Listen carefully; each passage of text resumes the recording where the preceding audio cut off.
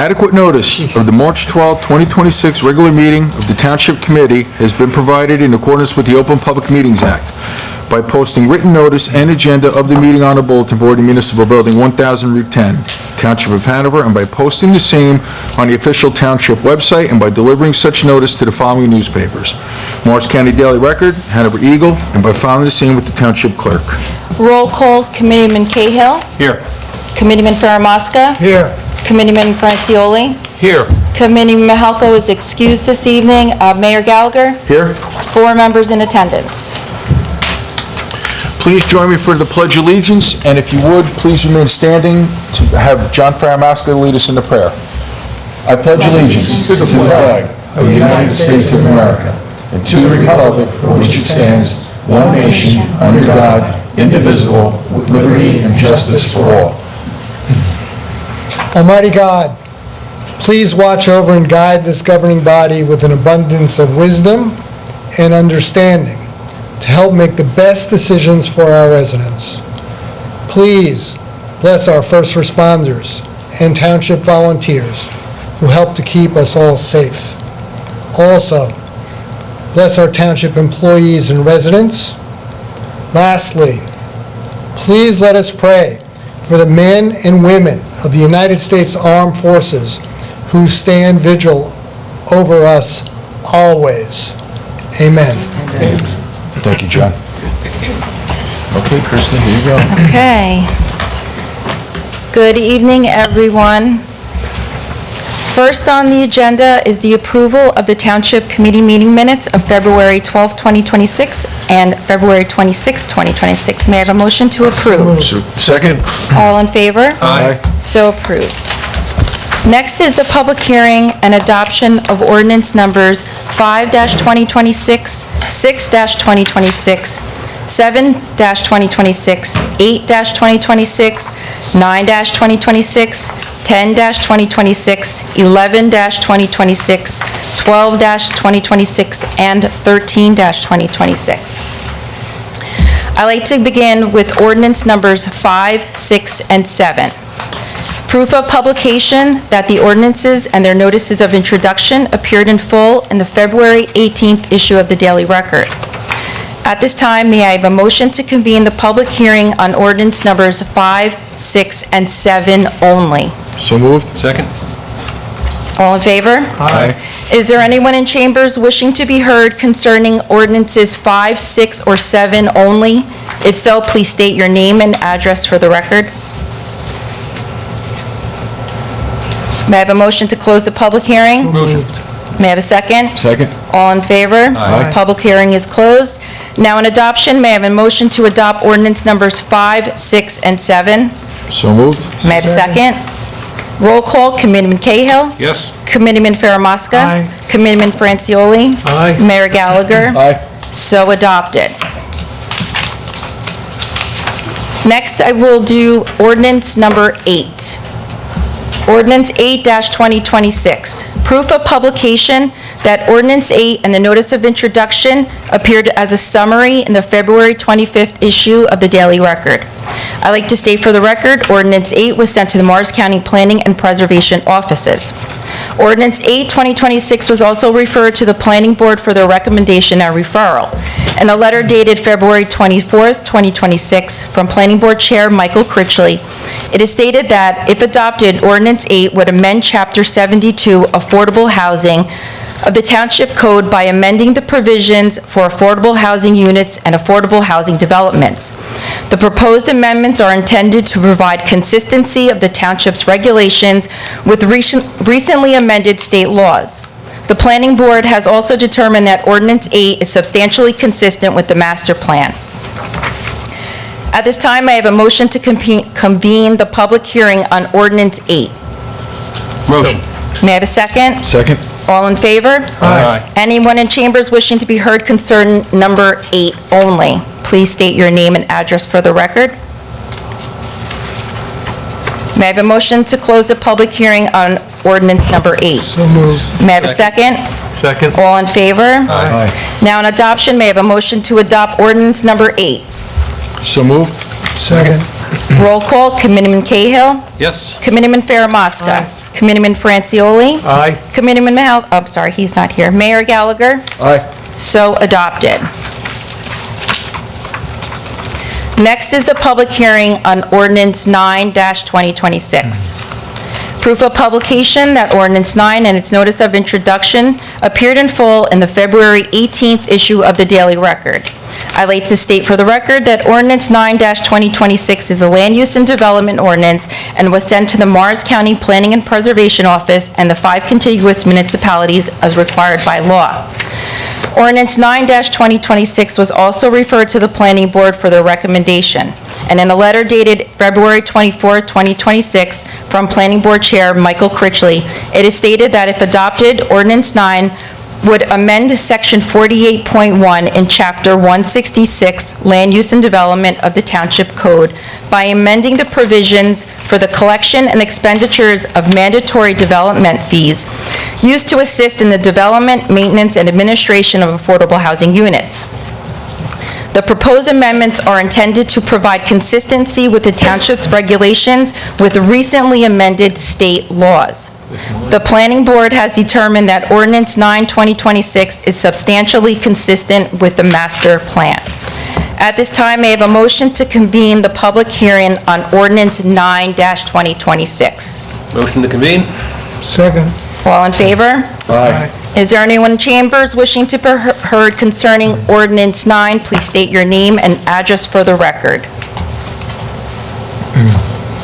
May I have a motion to close the public hearing? moved. May I have a second? Second. All in favor? Aye. Now on adoption, may I have a motion to adopt Ordinance 9-2026? So moved. Second. On roll call, Committeeman Cahill. Aye. Committeeman Faramasca. Aye. Committeeman Francioli. Aye. Mayor Gallagher. Aye. So adopted. Just give me 1 second, sorry. Thank you. So far, so good. So Krista. far, a few more to go. Next is the public hearing of ordinance 10-2026. Proof of publication that ordinance and its notice of introduction appeared in full in the February 18th issue of the Daily Record. I'd like to state for the record, ordinance 10-2026 is a land use and development ordinance and was sent to the Morris County Planning and Preservation Office and also sent to the 5 contiguous municipalities as required by law. Ordinance 10-2026 was also referred to the Planning Board for their recommendation. In a letter dated February 24, 2026, from Planning Board Chair Michael Critchley, it is stated that if adopted, Ordinance 10-2026 would amend Section 108.1 in Chapter 166, Land Use and Development of the Township Code by amending the minimum set-asides of affordable units and a new multifamily residential development. The proposed amendments are intended to provide consistency of the township's regulation with recently amended state laws. The Planning Board has determined that Ordinance 10 is substantially consistent with the master plan. At this time, may I have a motion to convene the public hearing on Ordinance 10-2026? Motion. Second. All in favor? Aye. Anyone in chambers wishing to be heard concerning ordinance number 10 only? If so, please state your name and address for the record. May I have Motion a- to close. Thank you. Second? Second. All in favor? Aye. Now on adoption, may I have a motion to adopt ordinance 10-2026? So moved. May I have a Second. Roll call, Committeeman Cahill. Aye. Committeeman Faramasca. Aye. Committeeman Francioli. Aye. Mayor Gallagher. Aye. So adopted. Moving on to ordinance 11-2026, proof of publication that ordinance 11 and its notice of introduction appeared in full in the February 18th issue of the Daily Record. Like to make a note that for the record, that it is a land use and development ordinance, and it was sent to the Morris County Planning and Preservation Office as per the law. This ordinance was also sent to the 5 contiguous municipalities and was also sent via certified and regular mail to properties within 200 feet as required by law also. Ordinance 11-2026 was also referred to the Planning Board for their recommendation. And in a letter dated February 24, 2026, from Planning Board Chair Michael Critchley, it is stated that if adopted, Ordinance 11-2026 would amend the provisions pertaining to the existing AH2 Affordable Housing Overlay District in Chapter 166, Land Use and Development of the Township Code. The proposed amendment would amend the regulations for the existing AH2 zone to allow for inclusionary, age-restricted development with a 20% set-aside for affordable housing. Currently, the ordinance requires 100% age-restricted affordable housing. The proposed ordinance would also eliminate the minimum requirement for 60 dwelling units in recognition of the presence of wetlands within the zone. These changes are consistent with the newly adopted housing element of the master plan. The Planning Board has determined that Ordinance 11-2026 is substantially consistent with the housing element of the master plan, but inconsistent with the land use element of the master plan, which recommends the existing AH2 zone requirements. Once the township's newly adopted housing element and fair share plan receive compliance certification from the state, the Planning Board intends to amend the land use element to be consistent with the housing element. At this time, may I have a motion to convene the public hearing on ordinance number 11-2026? So moved. May I have a second? Second. All in favor? Aye. Is there anyone in chambers wishing to be heard concerning ordinance 11-2026? So please state your name and address for the record, and you have 4 minutes to speak. Hi, my name is Laura Koch, 7 Gristmill Road in Cedar Knolls. It's my understanding that this ordinance will allow an overlay in an area where there are currently offices, and it will allow housing to be built there in an area that has wetlands and environmental constraints. Will the wetlands and on the river corridor and the buffers be protected?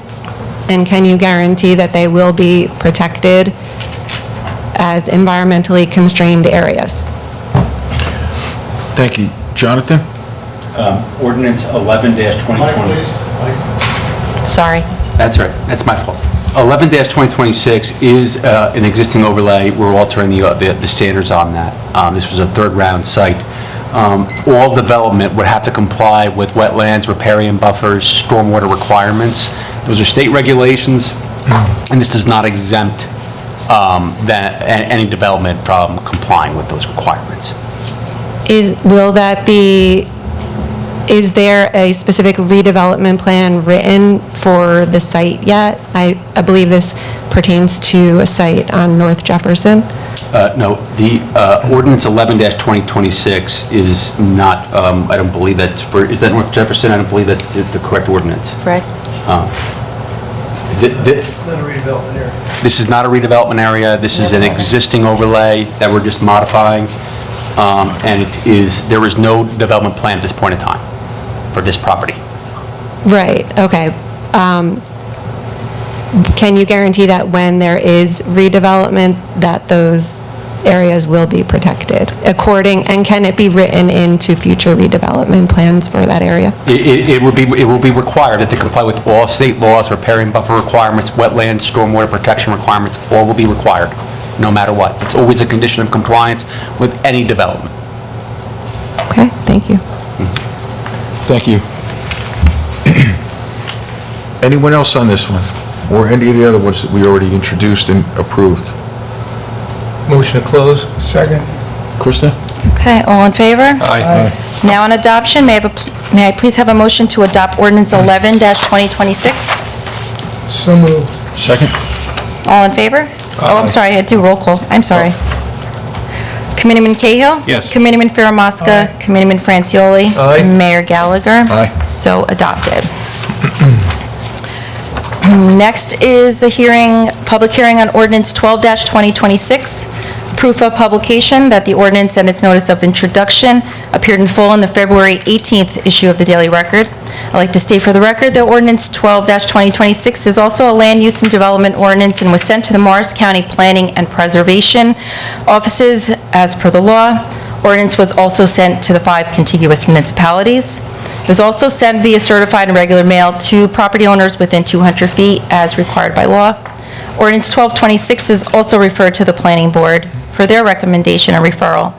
In a letter dated February 24, 2026, from Planning Board Chair Michael Critchley, it is stated that if adopted, Ordinance 12-2026 would create a new AH3 Affordable Housing Overlay District in Chapter 166 Land Use and Development of the Township Code. The proposed amendment would permit up to 120 non-age restricted inclusionary townhouse and stacked townhouse dwelling units consisting of up to 96 market rate units and up to 24 affordable housing units, while also retaining the property's owner's option to develop in accordance with the existing OBRL zone standards.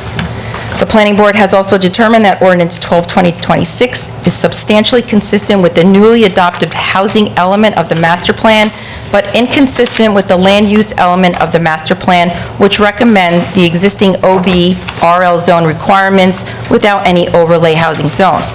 Once the township's newly adopted housing element and fair share plan receive compliance certification from the state, the Planning Board intends to amend the land use element to be consistent with the housing elements. At this time, may I please have a motion to convene the public hearing on Ordinance 12-2026? So moved. Second. All in favor? Aye. Is there anyone in chambers wishing to be heard concerning Ordinance number 12? Please state your name and address for the record. Gary Kaiser, Lynn Terrace in Whippany. What was the total housing units at that you were talking about? And how many were affordable? Jonathan, do you want to take this? Yes, for Ordinance ordinance 12. 12-2026, there's a maximum of 120 units in total, including a 20% set-aside, which would equate to 24 affordable units. That's the maximum that's permitted. 120 max, 120 max, that's correct. and then 24 would be affordable? 24, yes, it's mandatory set-aside of 20%. Thank you. Thank you, Gary. Anyone else? Okay. May I have a motion So to moved. close the public hearing? May I have a second? Second. All in favor? Aye. Now on adoption, may I please have a motion to adopt Ordinance 12-2026? So moved. Second. A roll call, Committeeman Cahill. Aye. Committeeman Faramasca. Aye. Committeeman Francioli. Aye. Mayor Gallagher. Aye. So adopted. Ordinance number 13-2026, proof of publication that the ordinance and its notice of introduction appeared in the summary in the February 25th issue of the Daily Record. I'd like to state for the record that Ordinance 13-2026 is also a land use and development ordinance and was sent to the Morris County Planning and Preservation Office as per the law. This ordinance was also sent to the 5 contiguous municipalities. I'd like to also state for the record that a courtesy letter of notice of introduction was also sent via regular mail to property owners within 200 feet of the property, and I do apologize, it did say the wrong time on there, so I do apologize for that error. Ordinance 13-2026 was also referred to the Planning Board for their recommendation. In a letter dated February 24th, 2026, from Planning Board Chair Michael Critchley, it is stated that if adopted, Ordinance 13-2026 would adopt a proposed redevelopment plan for the designated redevelopment area located at 41 Ridgedale Avenue. The redevelopment plan proposed by Ordinance 13-2026 is intended to be stated in the plan to facilitate the redevelopment of a site for attractive, high-quality, non-age restrictive, inclusionary residential rental development and associated site improvements in a manner that affirmably addresses Hanover's affordable housing needs, while at the same time complements the site's surroundings, developments, patterns, and conditions. The Planning Board has also determined that Ordinance 13-2026 is substantially consistent with the newly adopted housing element of the master plan, but inconsistent with the land use element of the master plan, which recommends the R-40 end zone classification and policies for that site. Once the township's newly adopted housing element and fair share plan receives compliance certifications from the state, the Planning Board intends to amend the land use element to be consistent with the housing element. At this time, may I please have a motion to convene the public hearing on ordinance 13-2026? So moved. Second. All in favor? Aye. Is there anyone in chambers wishing to be heard concerning ordinance 13-2026? If so, please state your name and address for the record.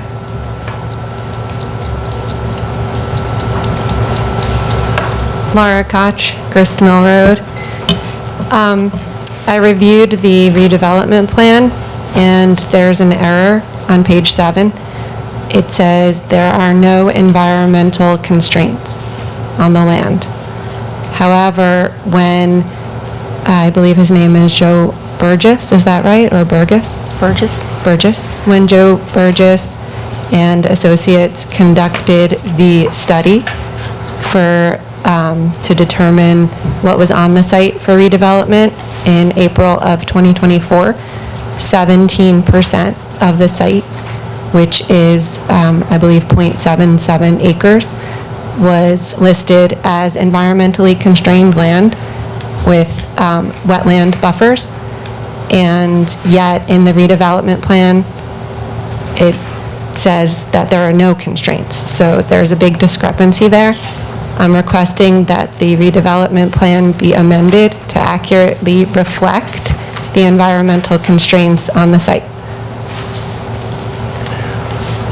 Jonathan? Or Blaze? I think I can answer that. Okay, go ahead. Can you put your mic on, please? Thank you. I think I can answer that. When the redevelopment study was done, the consultant that you referenced was basing their estimate, and it was just an estimate of wetlands based upon DEP's wetland mapping. DEP's wetland mapping is an estimate, and it's a rough estimate at that. It's based upon soil conditions, based upon soil mapping, and based upon topography and other things with aerial photography. If you look at that map, you'll find areas that are identified as wetlands but are actually buildings, parking areas. And when DEP then gets an actual field survey of the wetlands, you'll often find that the wetlands on the DEP mapping versus the wetlands that the DEP says this is where the boundaries are, frequently disagree. That's what happened here. The original study was based upon an approximation of wetlands based upon the DEP's mapping. Subsequently, between that study and this ordinance, they had access to more detailed and current mapping that showed no wetlands on the site, and that's why the different information. It seems- If you remember, there was a site plan approved a couple years ago, 3 years or whatever years ago, for the housing development on this same property. As part of that site plan, the developer had to identify any wetlands on the property or even adjacent to the property where there might be a buffer, for example, and there were none. Yeah, because the developer had to identify wetlands, as we know, and I've talked about this many times standing here in the same place. There has been no letter of interpretation. The NJDEP has not been to the site. It's in the developer's interest to say that there are no wetlands and no wetland buffers. The person that you hired to conduct this study said that there are wetlands and wrote it into the study and said there are wetland transition areas on the site. And I think it's very suspicious to make that disappear at this time. And I don't think it's honest. I'm asking if this can be looked at again and we can get the proper information in order to proceed. I would also like to know if you will look into this matter. Jonathan, based on what Blaze said, and based on what Laura said, if there's a discrepancy, it's our responsibility to adhere to the law that is in place, like you made clear before, correct? That is correct. This is something that can't be swept under the carpet. Correct. So aside from the redevelopment plan, they still have to come in for site plan as well. As part of that process, there may be a requirement, and I believe there is a requirement, for wetlands delineations to be confirmed at that point in time, either as a condition of approval or as a condition of ultimately beginning construction. I don't think there is a requirement, because I've asked before, and I believe it was Blease who said there is no requirement. There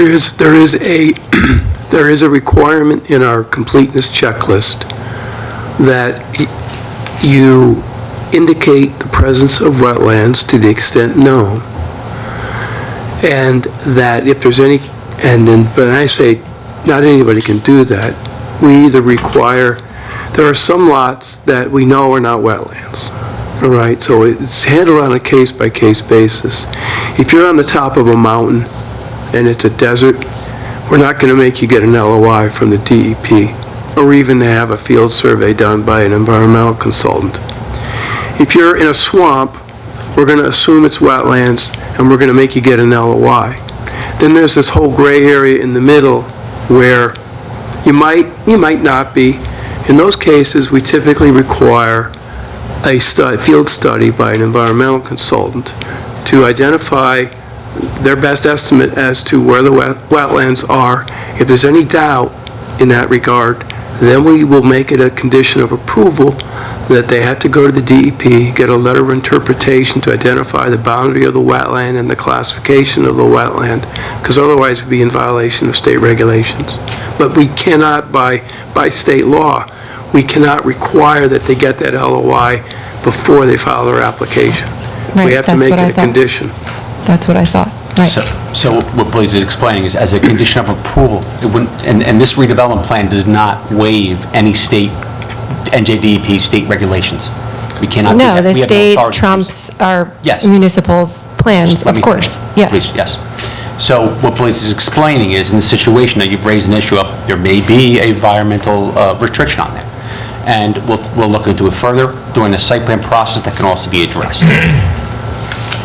But to invalidate or withhold the entirety of a redevelopment plan for what was estimated... I'm not asking for anything to be invalidated. I'm asking if it could be amended. Okay. At this point in time, the issue as to the environmental constraints, they appear to be rectified. Nonetheless, they will be revisited during the site plan phase. This is not granting someone to be able to build the development tomorrow. Okay. This is the start of the process. I'm of just that. stating my concerns that the redevelopment plan now is discrepant and says that there are no environmental constraints on the land. It is a concern. I think we need to take a look at this further.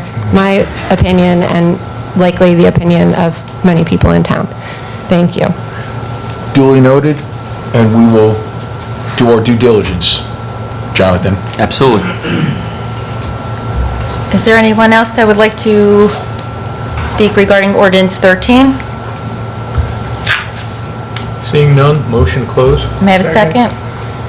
All in favor? Aye. Now on adoption, may I have a motion to adopt ordinance 13-2026? Motion. May I have a Second? Committeeman Cahill? Aye. Committeeman Faramasca? Aye. Committeeman Francioli? Aye. Mayor Gallagher? Aye. So adopted.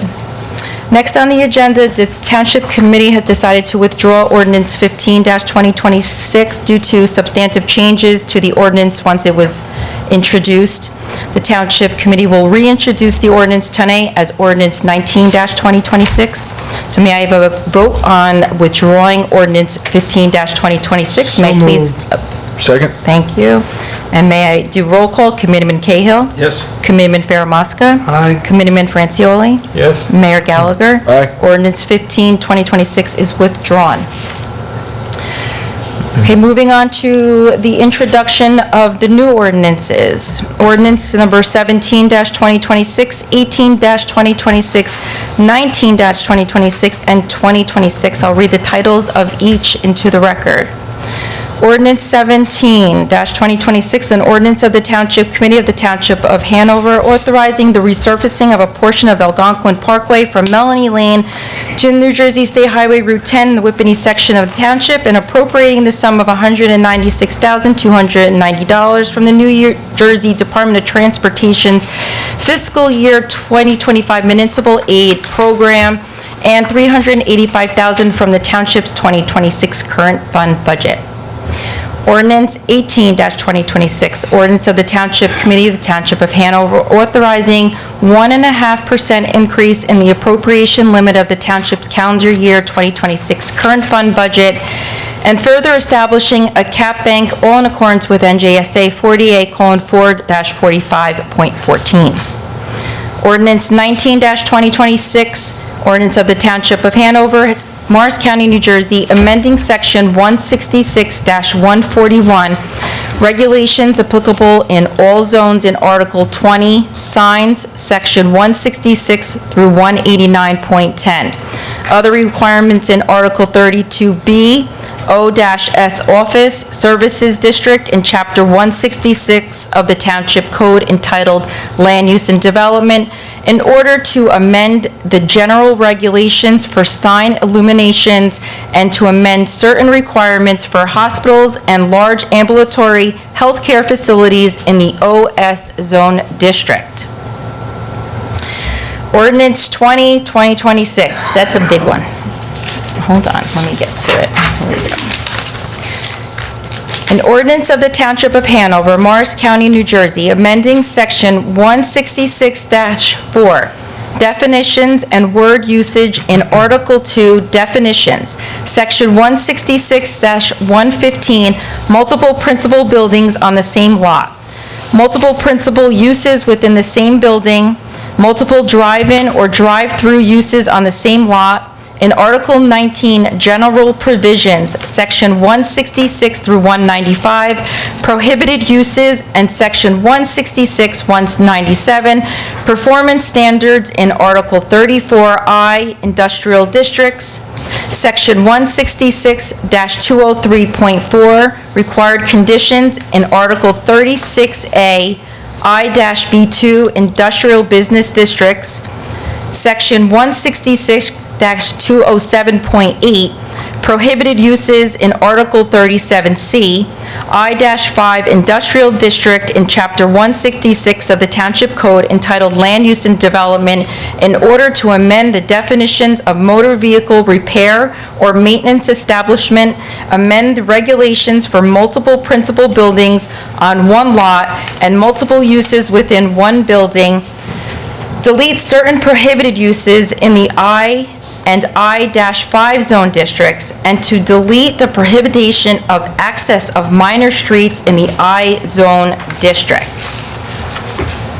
The public hearings for all of these ordinances will take place on April 9th at 8 p.m., and at that time, any of the public may make any comment regarding any of those ordinances. Now on introduction. May I So please? Oh, thank you. And on roll call for introduction, Committeeman Cahill. Aye. Committeeman Faramaska. Committeeman Francioli. Aye. Mayor Gallagher. Aye. So introduced. Thank you. Next is the introduction of the 2026 current fund budget in the amount of $33,813,754.01. Thanks, Sil, 1 cent. The budget will be further considered for the final passage at the April 9th, 2026 meeting at 8 p.m., at which time any member of the public may be heard concerning the budget. A synopsis of the budget will be published on the Township website in accordance with law, and copies of the budget will also be available in the Finance Office for review and also will be posted to the Township's website. At this time, I'd like to read into the record the title of Resolution 62-2026, which will establish the date of consideration of that adoption. Resolution 62-2026 is a resolution introducing the 2026 municipal budget and setting forth the date and time of the public hearing and consideration of adopting the 2026 municipal budget. May I have a motion to introduce and to establish the public hearing date and consideration of adoption of the 2026 current fund budget on April 9th? So moved. May I have a second? Second? On roll call, Committeeman Cahill. Aye. Committeeman Farrar-Mosca. Aye. Committeeman Francioli. Aye. Mayor Gallagher. Aye. So introduced and established the date of the public hearing. Next on the agenda, we have the resolutions 63-2026 through 80-2026 as a consent agenda. Does any member of the committee have any questions regarding any of these resolutions? Motion to move. Second. Well, on roll call to approve the resolutions as a consent agenda, Committeeman Cahill? Yes. Committeeman Farrar-Mosca?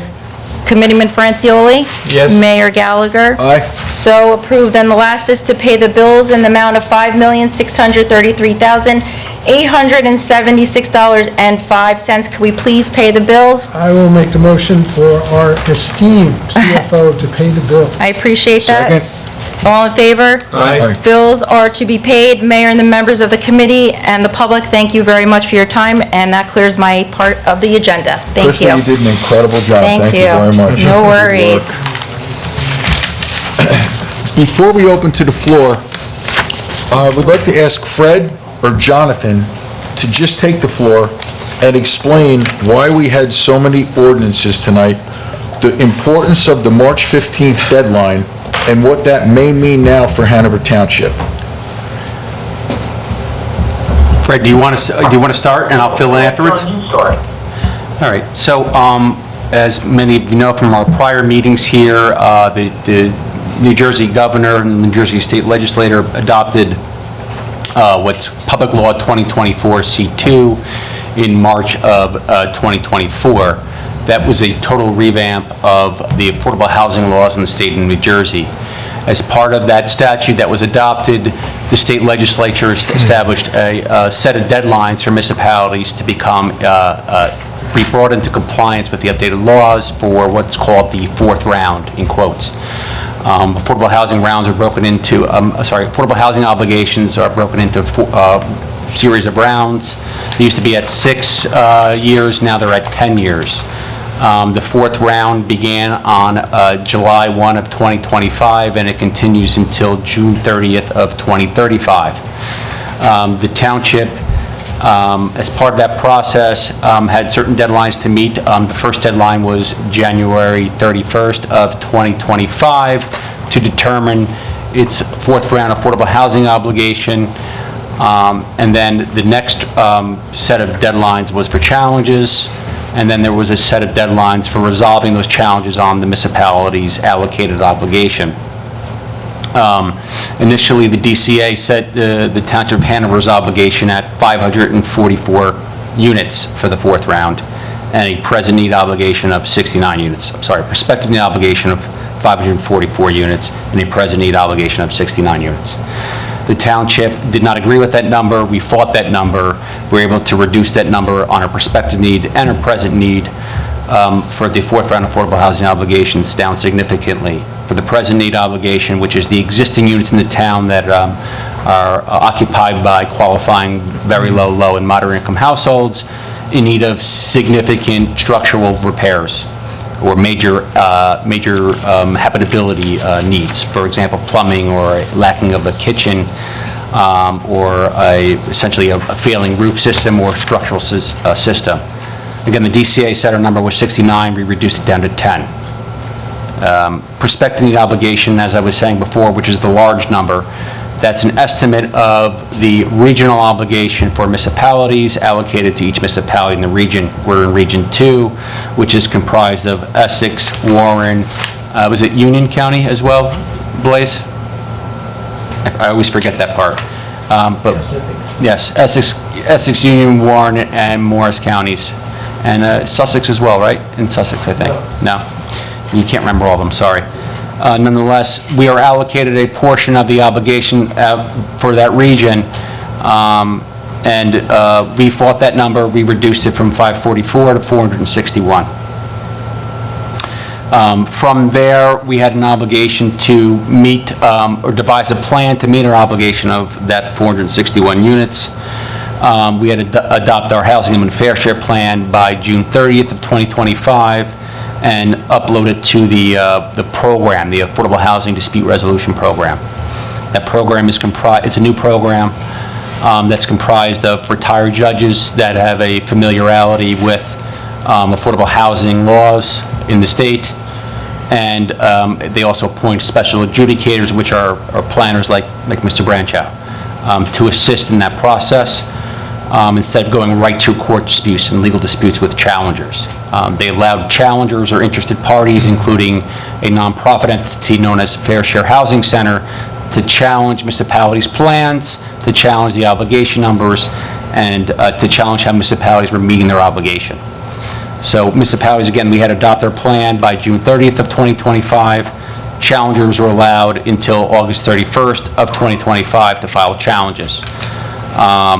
There were so many challenges that were filed across the state that it actually collapsed the court's filing system. So the township had 4 challenges in total.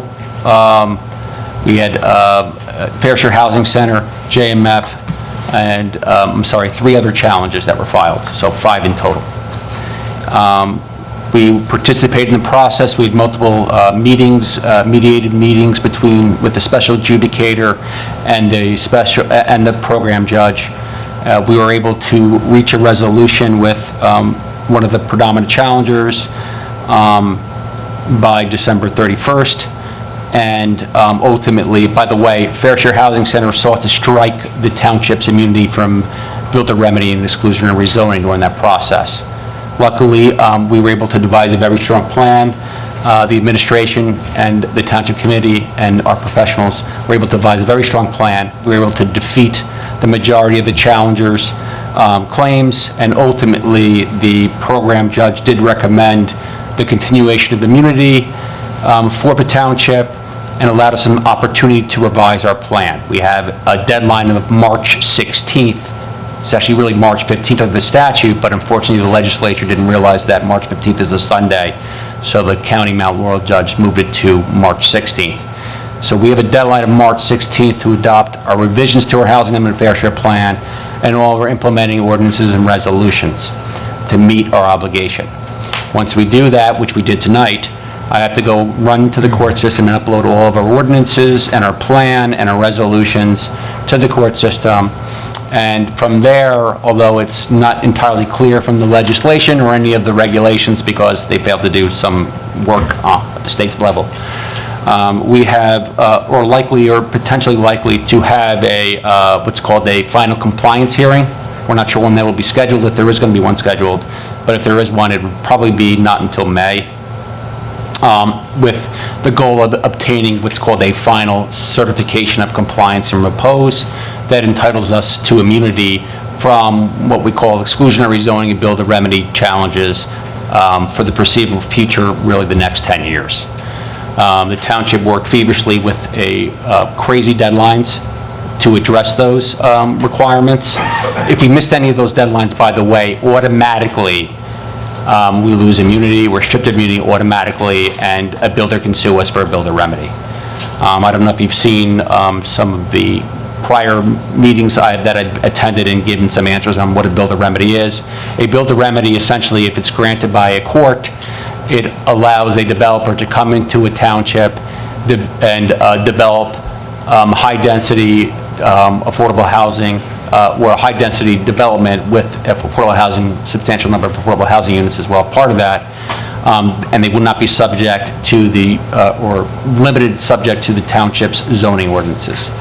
And oftentimes, they appoint a special hearing officer to sit in the shoes of a zoning board of adjustment or planning board to review the proposed development and essentially grant, not a rubber stamp, but close to a rubber stamp on the approvals for that development. And until those developments meet the township's obligation, we don't have much say in it. So for the municipality, it's a huge loss to control our destiny if we get a builder remedy against us. So your goal is to comply to control your destiny and your zoning powers. We have met every single deadline to date on every, throughout the entire process.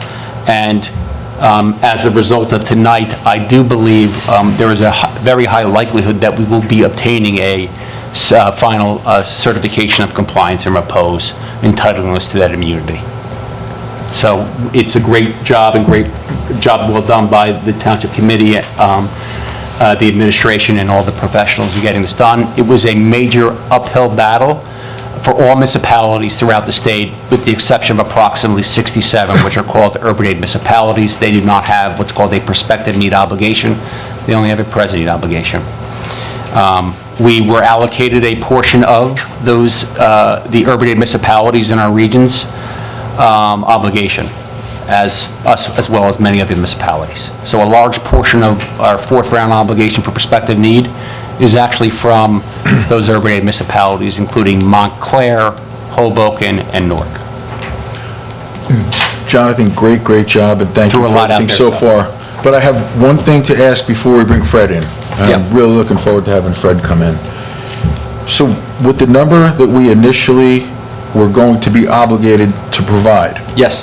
with that being the 20% set aside, what would that have made our total units owed to New Jersey as our fourth round? This is very important for the public to hear. If we did not succeed in reducing our prospective need obligation from 561 to 461, our obligation would have been, so you do 561 times 20%, or really what you do is 561 times 5. So 561 times 5, we would have had to zone for and allow for the creation of, 2,805. 2,000 what? 2,805. Okay, now what is our total number now with the way we handled this? So we have a gross prospective need obligation of 461. However, we took a vacant land adjustment. A vacant land adjustment is what we're saying essentially is that we do not have enough vacant, available, developable, and approvable land in the municipality to meet our entire obligation of 461.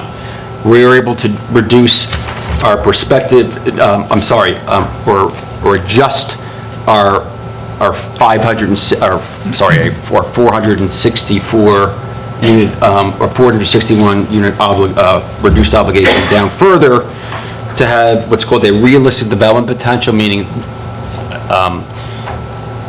enough land to rezone now to allow for a development of a total of 139 affordable units.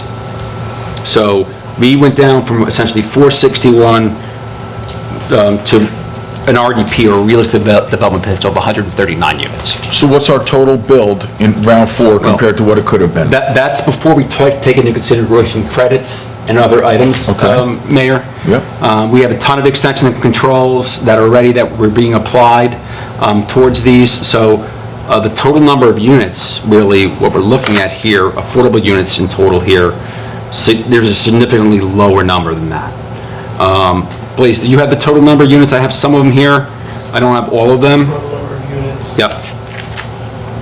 market rate or for, Well, let's just talk about the affordables. It's basically, it came down to 105 is what I have it for, as revised, 105 affordable units.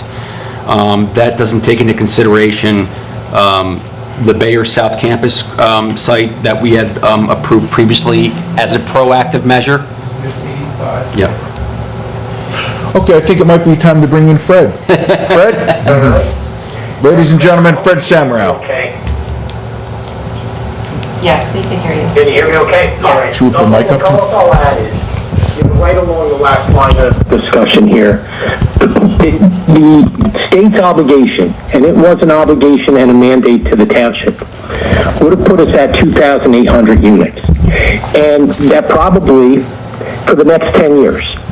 And at the end of the day, based on everything Jonathan said, the extensions, projects in the past, maximizing credits, it's like trying to minimize your income tax return and do it legally. There's two new projects that lock us in for the next 10 years. And they total 176 market units, and then you have 44 affordable units. That's the two new projects. And just to put that in perspective, historically, because it's such a desirable township, 1990 to 2000, 936 new residential units. 2000 to 2010, 404. 2010 to 2020, 824. Now we're talking about this township committee took every intervener and said, all right, we're going to put you against each other. Whoever gives us the best proposal, which will minimize high-density development and have us achieve our goal of compliance, that's what we're going to go with. And we kept going back each time to each one of the interveners and developers and said, we don't really care what you think you could build. The township committee said we want what's best for our residents and we want to minimize its impact. So you came away with the 2 projects that were approved as part of the plan. You still have to go for planning board site plan approval, and they have to comply with all laws and regulations. There's no waivers. It just gives them an opportunity to build. But you go from those numbers historically, 800, 900, the 2,500, the 2,800 that the mayor mentioned, that was our mandate. And after all of that, with some really good work by the township committee, you're down to market units that are going to impact municipal services in the community of less than 200 units for the next 10 years. And that in itself, it's hard to take sort of a successful lap when it comes to affordable housing. But, for all the interveners and all the work that's been done, I really applaud what this governing body has done for the residents. To talk about less than 200 units, and when I say the next 10 years, it's because by doing this, if we obtain certification and compliance, then no developer can come in and force a zone change for housing and affordable housing because the township has met its plan and its compliance. It's a great accomplishment, Mayor, and to the township committee, because if you look across the county and you look at these obligations and what everybody's gone through, and you're coming in with, for 10 years, a total of less than 200 new units in a township that's had so much development pressure, I think it really deserves, those type of accolades. And keep in mind, the governing body also went to the United States Supreme Court to say this mandate is not one which we agree with because there's almost 60 towns that are exempt, 60 cities that are exempt from these rules and regulations. The Supreme Court turned it down about 2 weeks ago, but the governing body followed its promise that it would fight. And so, as Jonathan mentioned, he had a big success for these extensions of controls so that we kept already affordable credits, and these units that are already in town, they're able to count again going forward. So you don't have to build 5 additional affordable units every time you have one credit.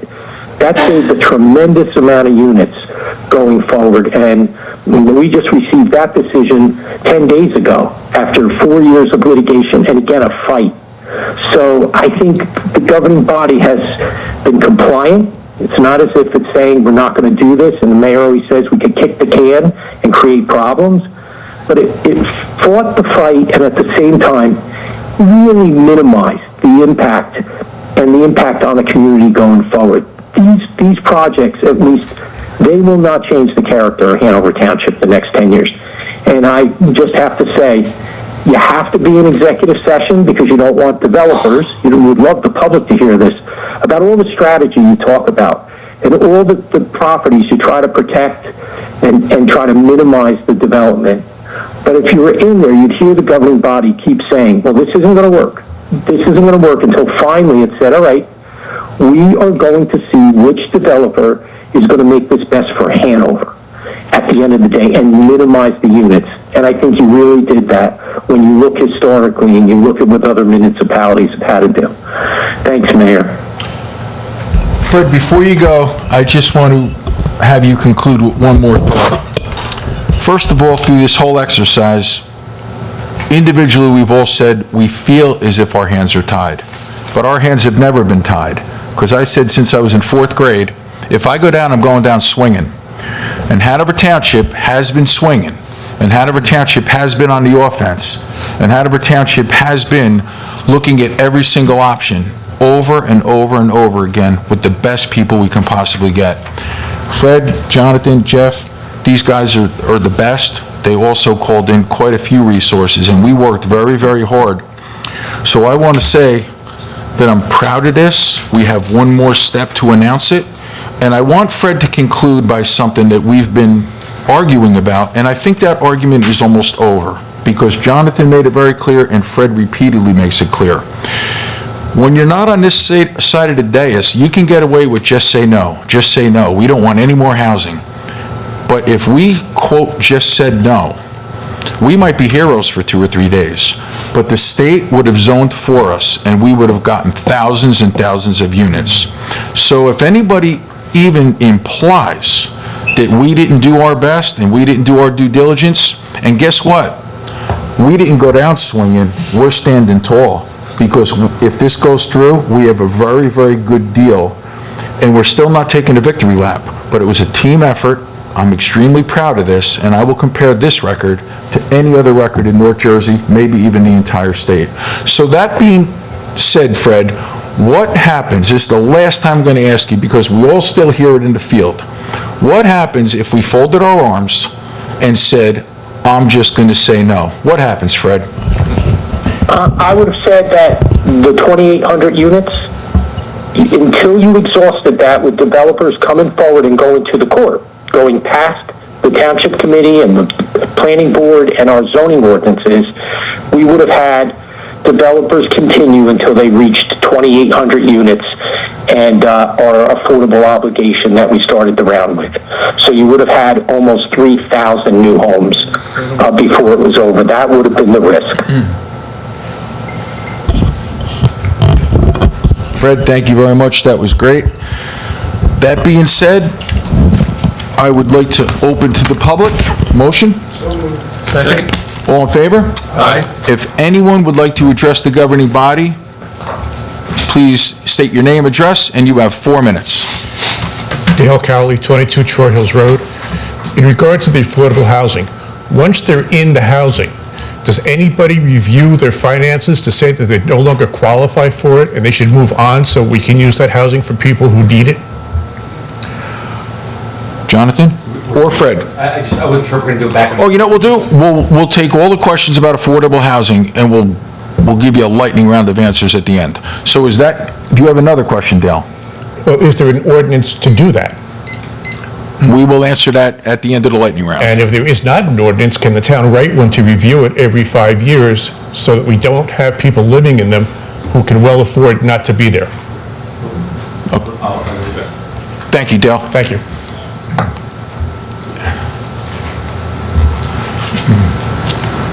My name's Bill Miller. I've been a resident of Hanover Township for 40-some years.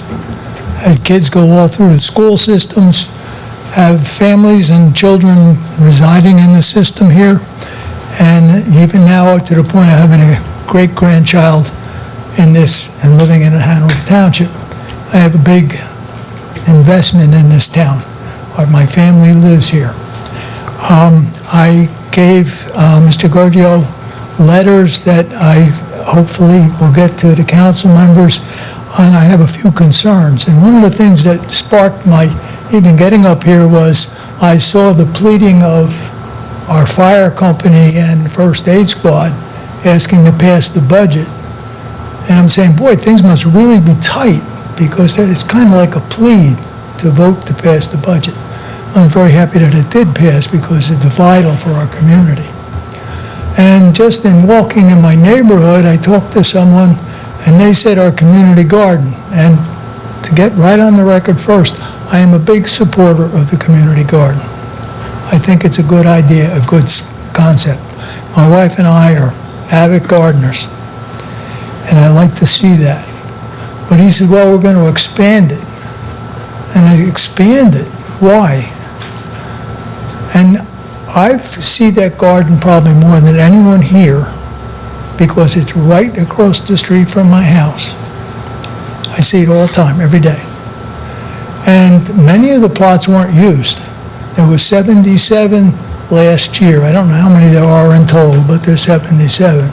As of last week, there was only 58 signed for it. And my question is the expansion. And then I started thinking about the monetary end of it, and I know it's little what people have to pay for one of those plots. And I'm going, if 77 people paid $25 or whatever it is, that's $1,900. That doesn't come near the cost of what's there. It costs me $500 to get water out to my garden, and you've got an extensive network of piping out there, electrical work, very serious fencing. And I wonder why expand the garden when it's not 100% used now? And that's my tax dollars. So I'm concerned with that. There's a big floodlight there. It's a small thing, but it's a big thing because it's from dusk to dawn, all that time, 365 days a year, shining right down my street. And I drive it home at night, and it looks like a train's coming right at me. I asked for something to be done about that. You can't walk in my yard without floodlights going on because they're sensors.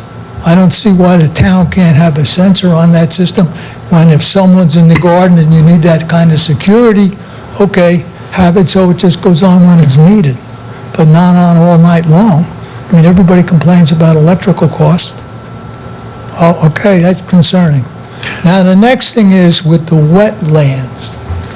I looked at the plat that's drawn up for the expansion of the garden. The wetlands there are going to be right next to the new garden expansion. Now, I have witnessed, watched Jersey Central Power and Life spray heavy defoliants all over that, killing some bushes up to 1 inch in diameter, kills them pretty quick. It must be some pretty powerful chemical. I wrote the town, I wrote the mayor, I wrote the EPA, who got back to me, and then I also wrote a few other people saying, what's it? Oh, it's safe, it's safe. Well, my brother is dying because safe chemicals used in Vietnam are okay. Don't worry about it, it's safe. Okay? My cousin's dead because those chemicals are safe. Don't worry about it. Those chemicals aren't safe.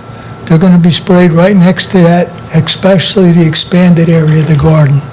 I also mentioned to the town back when I wrote the original letters that everyone on my street on Fanick Road has wells.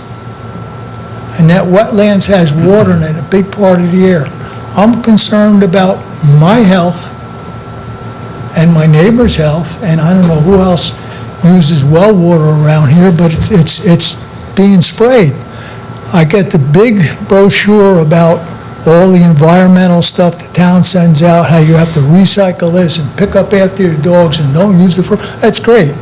You've got a company that sprays through the whole town all this defoliant, and I don't care what it is. If it kills trees, small trees, it's pretty powerful stuff.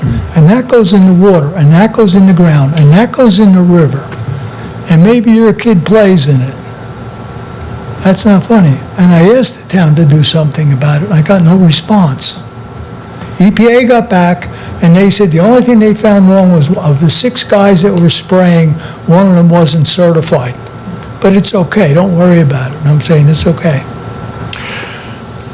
First of all, I gave letters that you all will have pretty much my thoughts. I'm going to ask, I've seen the emails going between us. Joe handled it very well. Ron answered quite a few of the questions. I don't know if he answered them to you or answered them to Joe, but Joe and Ron, if you can just take this and answer a few of those questions. Bill, let me try and respond to your questions. And by the way, you have some valid arguments, some of which we can take a look at regarding the lighting, et cetera. But let me start off with this. There's not a tax dollar of your money spent in the garden. open space funds pay for any expansion in the garden. The garden was originally properties that we don't, so we didn't acquire the property, it was on our books already. On that being said, the expansion of the garden was looked at, not because we have more gardeners, you're absolutely correct, we do not. But we had an opportunity to take advantage of the expansion, because Take advantage of JCP&L what? gave us an opportunity I couldn't to hear push you. out further near their power lines. They gave that permission to the administrator, and so we took advantage of it, strike while the iron's hot, so to speak, if we were to expand in the future. We're not going to expand at a time when already we have a backlog of gardeners who may want it. But I'm going to tell you that it's a seasonal thing. So our gardeners, usually at the end of the term of the year, there's a period where they have to re-sign up for the gardens. So at its peak, out of 144 gardens, some 88 gardeners, some take 2 gardens, by the way. I know, And then we so- have other plots that are given up to the open space, the food kitchen. The food kitchen has 4 gardens that they take care of. We also have several of the gardens assigned to some of the group homes, at least one that I know of, for special needs, programs that they use, and they come out and they farm and they learn. The future expansion of the gardens, we're expanding into areas of education for our youngsters. What we'd like to do is get hands-on applications for the kids in schools, and we're working with schools now Can I to have just a teacher. say one thing here without interrupting you, but just my thought. That is being built in my front yard. Fanick Road and the Fanick family, of which my wife I is, can't hear. has Are you lived... speaking into the microphone, Bill? Just pull it towards you. It's okay, better? Oh, that's a lot better. Okay. Fanick Road has pre-existed the high-tension wires, and it's pre-existed the Department of Public Works. It's pre-existed all those things. So everything that's being built by the town is being, it's not like we moved in when it was there. The family has lived there before any of this existed. And my concern is that now there's development right across my street. That extension is going to be from myself to the mayor, close to my front yard, close to my property. Now, you go over there and look at that garden, and you can go right now because the spotlight makes it like daylight over there. It's a mess. You ride down 287 and look at Morristown Garden, Community Garden, it looks like a trash pile. Because what happens is when the renter tenant gardeners leave in the fall, they just drop everything and walk out. And all the fallen down trellises and all the dying, and there's quite a bit of substantial amount of food that rots on the vine over there, and it's just left, and it's just all there, it's a mess. And maybe in the spring they'll come back and they'll clean it up, but they haven't cleaned it up now. That's what I look at my front yard. I know where some of you people live. You live in nice residential areas, and this is what this town is noted for. That's in my front yard, and it doesn't get cleaned up. You would all complain. You would be standing right here now telling somebody else, hey, look at the mess over there. Why doesn't the town take care of it? Now, the mayor, Gallagher, he's been great in helping me because he knows how I felt about the eyesore, about the Department of Public Works and things like that. You know, I've been talking to you for years on that. Well, now something else is going there. What I'm asking for is a buffer so that I don't look at it, and I'm asking for some sort of schedule should go on where that gets cleaned up. You know what I'm going to do? And you know my word is good. I've been to your house. I spent quite a bit of time looking at this and talking to you, but in the past, not lately. I saw the emails. I saw the back and forth with Joe and Ron. Why don't we leave it there because of, out of respect for time, because we do have a 4-minute, but I know you were communicating with us, and I wanted you to say your piece. Tomorrow morning, we will book time with you, and even if I have to come stand on your front lawn with you again, with Ron, we will do it. We're here, we listen to you, our job is to serve Hanover Township, and your concerns are not falling on deaf ears. Mayor, just two responses to Mr. Miller. We spoke twice, Bill, as you know. First of all, on the spotlight that shines from the community garden, that's going to be redirected, as I told you, number one. Number two, with regard to the insecticides or pesticides, I've spoken to our health administrator about that. He's going to be contacting JCP&L. He wants to speak to them about that. So I'll try to get more information. Now, I know you said you have assurances from the United States EPA, and I don't know about the NJDEP, but we'll try to get some information from JCP&L on exactly what they use at the garden and throughout the town. In fact, they probably use it throughout the whole JCP&L corridor, which goes throughout the state of New Jersey. But we have taken some action on some of your concerns, and we'll certainly look to see what else we can do. I never like to make promises and guarantees, but we'll look into it. Thank you. We might take note that the gardeners are all organic. There are no chemicals on the part of the gardeners in that garden. There are no insecticides, there are no weed removal products, etc. It is not allowed in the bylaws of the garden. And as far as the upkeep of the garden is concerned, on annual meetings that we've had with the gardeners, and by the way, with our corporate neighbors who have come in to do community affairs work, they've helped us with wood chips on the paths. In looking at our garden, and I've investigated gardens in Morris Plains, in Morristown, who has 4 beautiful gardens as well, we're one of the top as far as maintenance of the garden is That doesn't concerned. make it good if it's one of the top, because you go look at it now. But We will schedule a meeting with you. I will personally schedule a meeting with you, and I will give you timelines on how long it's going to take us to adjust that light. I'll give you a deadline. And when it comes to the pesticides, Joe Giorgio will be on it. We will get in touch with them, and by the time we stand on your front lawn, I will have answers for you. one thing, I want to thank you all, because you do an amazing job here running this town. Bill, pick the microphone And all up. the complexities I just heard, You have to, God bless you. I mean, you do good. Thank you very much. Thank you, Mr. Mayor. Okay, thank you. Thank you. Anyone else?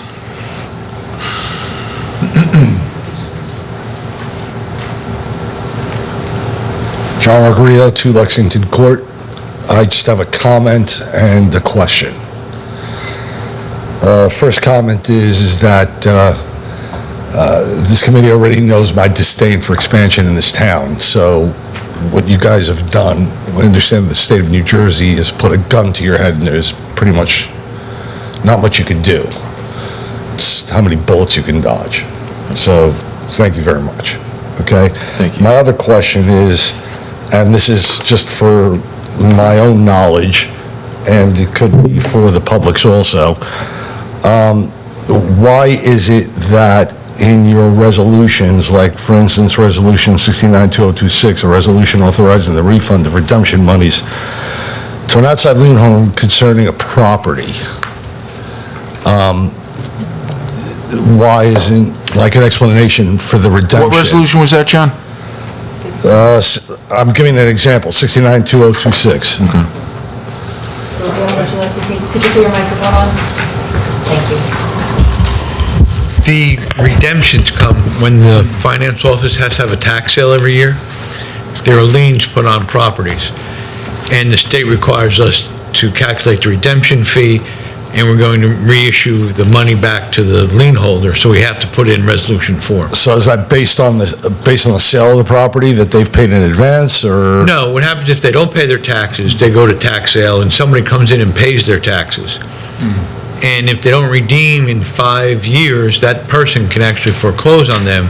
So when they go to redeem to get the tax sale off their property, they have to pay us so we can reimburse the lien holder and remove the certificate. Well, that's a pretty interesting, And that's why we have to put it in That's a pretty interesting business model, considering that the township has to front that. Does that include interest?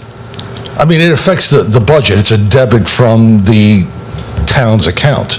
Yeah, that's why we have to have, if you ever look through our budget, we have a reserve for uncollected taxes of over $4 million every year. And that's because not only do we collect for ourselves, we collect for the schools, the fire districts, the county. Right.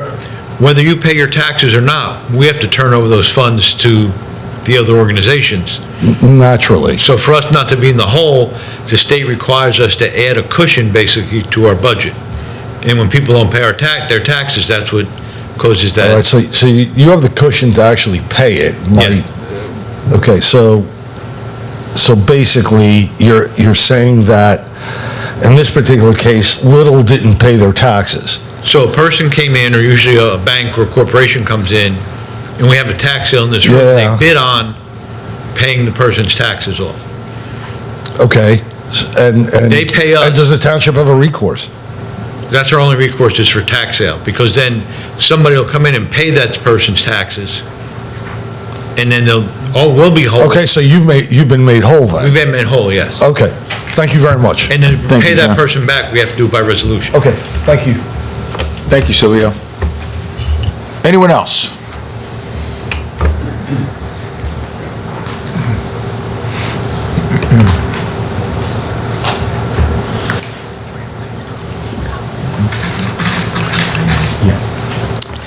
Mary Beth Cowley, 22 Troy Hills Road. I just wanted an update on the hotels, motels on Route 10 that you brought over, the red carpet. What's the status of that? Are you still here? You want to leave that until the end? Yeah. Could you wait just one more minute? I thought you were talking. Okay, Fred, we have a question about the status of the condemnation of the motel. And either you or Jonathan handle this one, because as we've said before, we're in litigation and we have to be very, very careful, but you're our attorney, Jonathan's our attorney. If you could please address it for a minute, I'd appreciate it. Sure, be glad to. The Township Committee adopted an ordinance last fall to acquire the hotel either by acquisition and contract or by condemnation. At the same time, the governing body authorized a special condemnation council, as well as authorized an engineer to review the property and whether it's buildable. And those inspections have gone forward with the cooperation of the property owner and their attorney. So right now, that's where we are. I can't comment any further because it's so sensitive that it either could be acquired by acquisition or, if need be, it by a court action and condemnation. But right now, we continue to take the steps necessary to evaluate the property and reserve the right to either a contract or condemnation. So that's where we are, and we will have continuous updates for the governing body. Some of it may be just an executive session because of the sensitivity, but any formal action, such as if there's a contract or if there's a condemnation complaint that is filed, that all will be done by the governing body in a public meeting. So that's where we are. We continue to do our due diligence and move forward. Thank you, Fred. Thank you, Fred. Got it. Another question regarding that type of property. You also said back in the fall, I think it was, that people couldn't stay in more than 30 days on those properties. Who's checking that? Who's coming down on it if it has to be? Building, health department, health, welfare, like? Actually, we have a very complex system in place. And Jonathan, or want to have Fred answer this? Fred still with us? Sorry. Fred, I don't think you're going anywhere tonight, Fred. You're staying with us. That's all right. Fred, if That's you why want I'm to here. explain Yep. what we have in place, I'd appreciate it. And so would Mrs. Cowley. Yeah, so the question is, what is the arrangement right now? Or what's in place The for the ordinance- hotels? The ordinance, the enforcement, Of the 30 days. 30 days. and the Yeah, agreement we have until there's June two- 2nd. Yeah, there's two enforcements that are going on. One is the hotel ordinance, itself, and the other is based on some decisions that came down from the courts last year, enforcement of the length of stay for the hotels. Right now, we have agreements in place with both hotels that they will not violate the 30-day stay limit, and they will cooperate and provide us with information so we're aware of their compliance.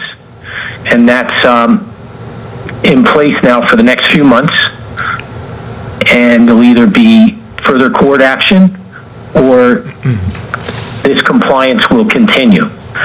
So right now, and since sometime last November, we've had in place the appropriate guidelines and procedures where no one can stay beyond I believe it's the 30-day limit, and that means there'll be no long-term placements or enrollment of school children because it is not considered a residence when it's that short period of time.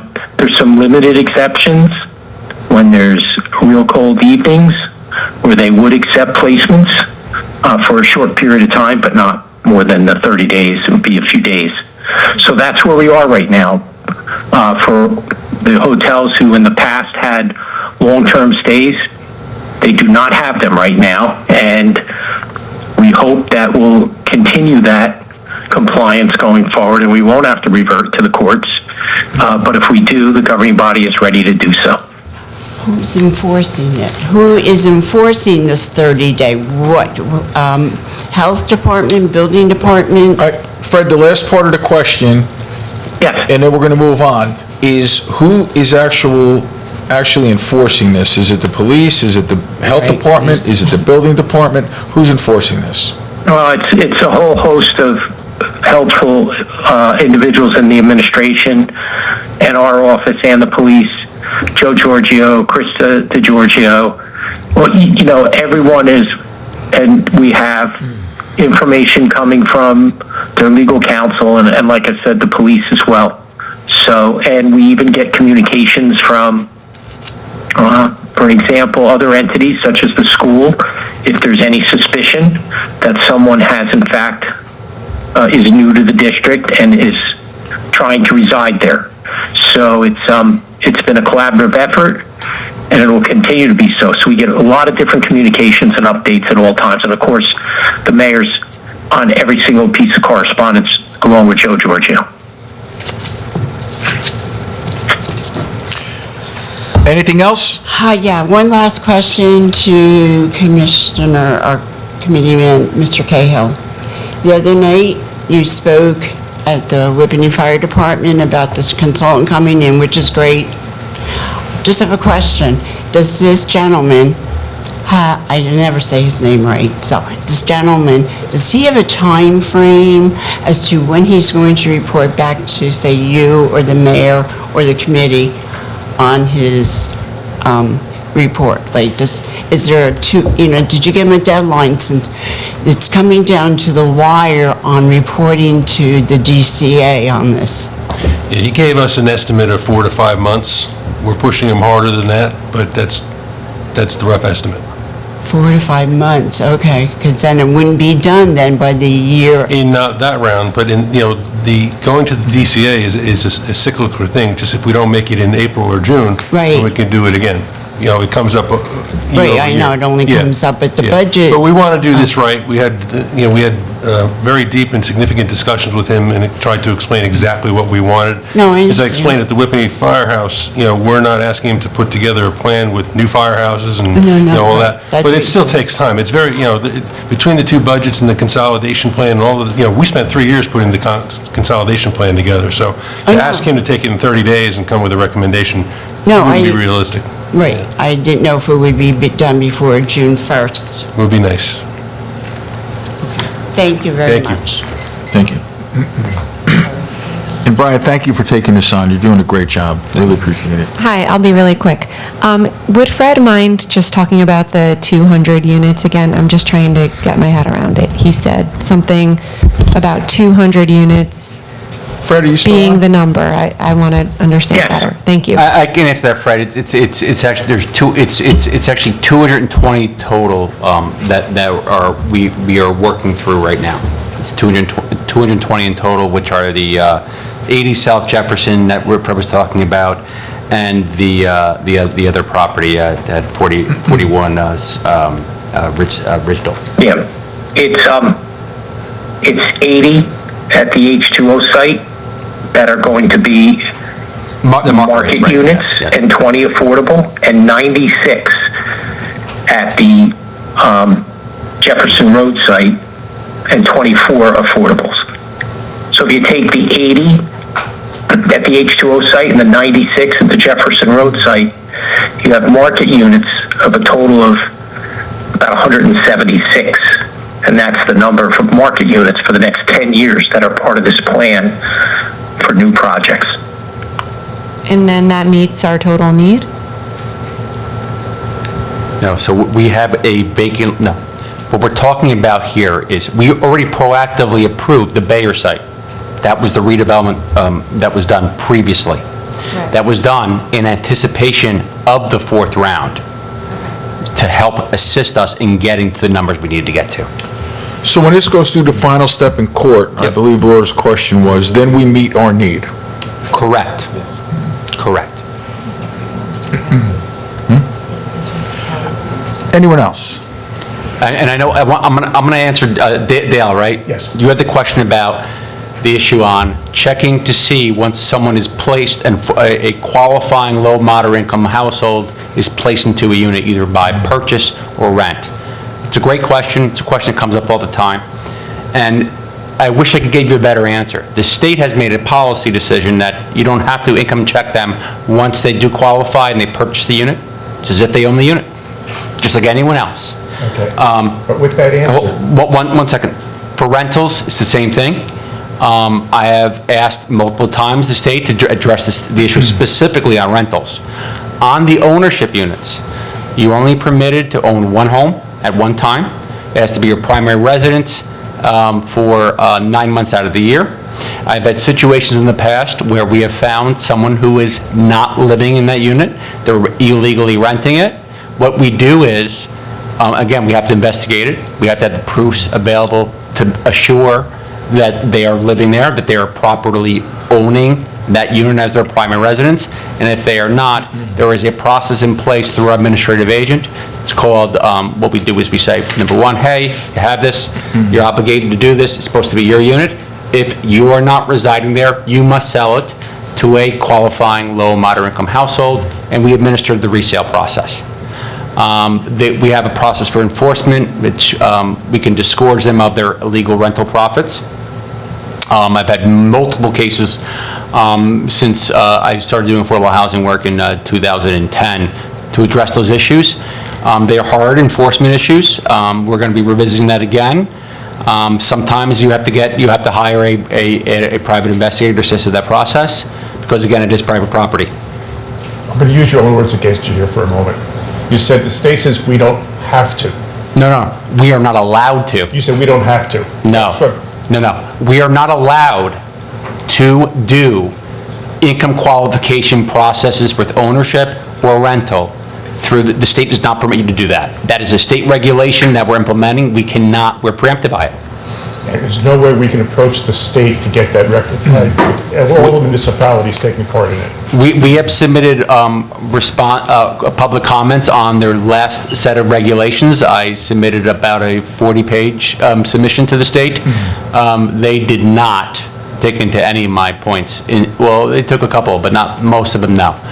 And the response I had from other attorneys too about this was they found it a very odd response to public comment process, because it was very adversarial in their language that they did in response to our public comments. There were, in the regulations, they're called the UHAC regulations, Uniform Housing Affordability Controls. And the reason why they're called the Uniform Housing Affordability Controls is they apply throughout the state. They were adopted in December 15th of 2025. So literally, while we're doing this entire process, the state is creating these new regulations that we're trying to figure out in anticipation. And The response document was longer than the regulations because there were so many comments and objections on the regulations, and they did not take those into consideration. Okay, I had to try. Me too. And just one question with the hotel 30-day ordinance. Is there anything in there to prevent them from going hotel hopping in town?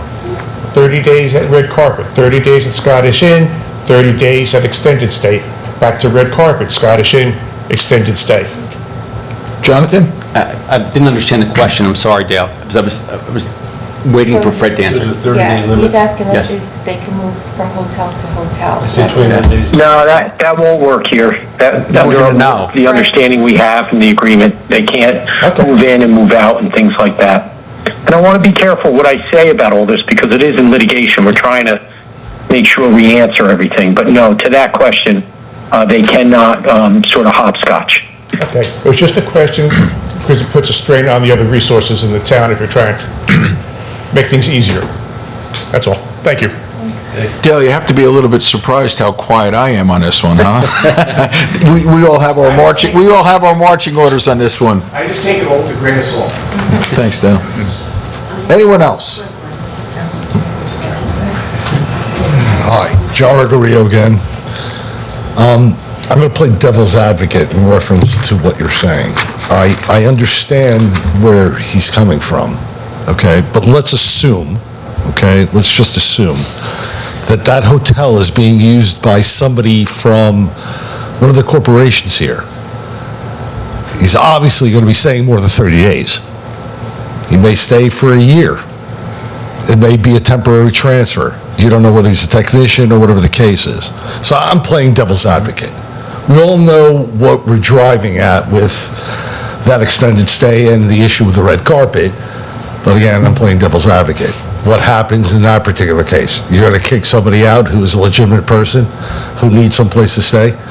Because his home is somewhere in Germany? It has to be applied uniformly throughout. So we have the zoning in place for that, correct, Blaze? It's limited. It's not long-term stays. It is limited stays for the 30-day max. I'm glad you pointed that out, Jonathan, and you and Fred can stop me. But we differentiated right in the beginning the difference between extended stay and not extended stay. And this is not designed for extended stay, and there's a lot of reasons why it has that classification. So what you're saying is valid, but this is not designed to be extended stay in the first place. That's all I'll say, Jonathan. Well, that's fine. I was just trying to differentiate with what the heck is going on. Because a lot of these courtyard places, or whatever the case is,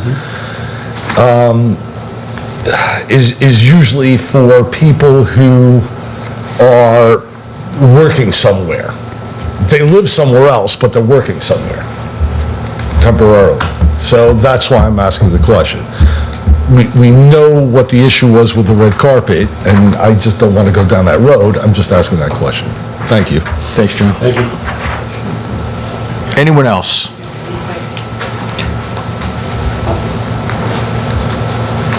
Your turn. It's Cowley night.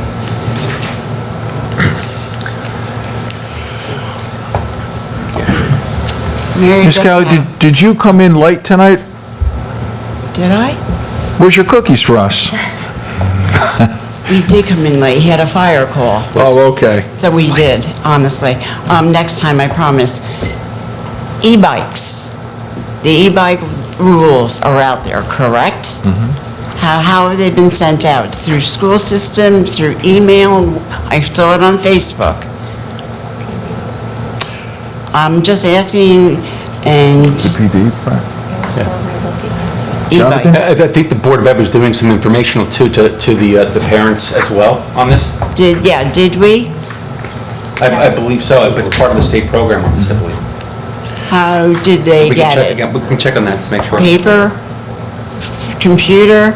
We were walking the other day, and we stopped. We tried to stop 4 kids that were illegal on the bikes. Troy Hills and Sons, that one kid stopped because he heard me yell about being on the sidewalk. Knew nothing about it. Well, what I could tell you And the is... other kids had no helmets on, and they were speeding down Troy Hills Road. Brian is liaison to public safety, and I'm sure if Brian doesn't have the answer now, because everything Okay. changed once the state made this a law, because the law is different than what we put forth as a municipality. But I know that the prosecutor's office was being very aggressive with education.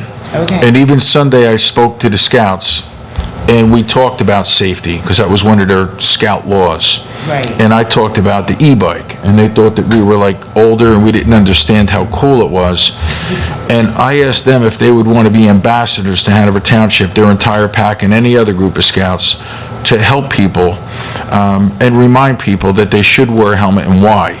We have a big bike rodeo coming up with the Mayor's Wellness Campaign, and everybody that comes is going to get a free bike helmet. So I think there's quite a few hands on deck here trying to educate. And again, even with the Mayor's Wellness, we talked about the importance of getting the information to the parents. But you know, even if a parent sees a kid riding an e-bike with a helmet on, they might throw that helmet on the side of the house and ride down Reynolds Avenue because they think they're cool. So it's a new law. It's very concerning. When did it go in effect? Does anybody know exactly, like March 1st or? It was signed in January 20th. It's taking, there's a grace period. It's July 20th is the grace period date.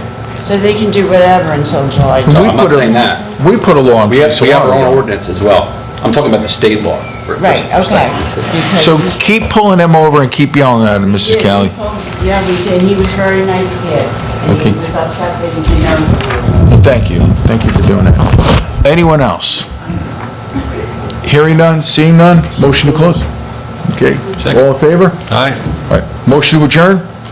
Motion. Second? All in favor? That's it.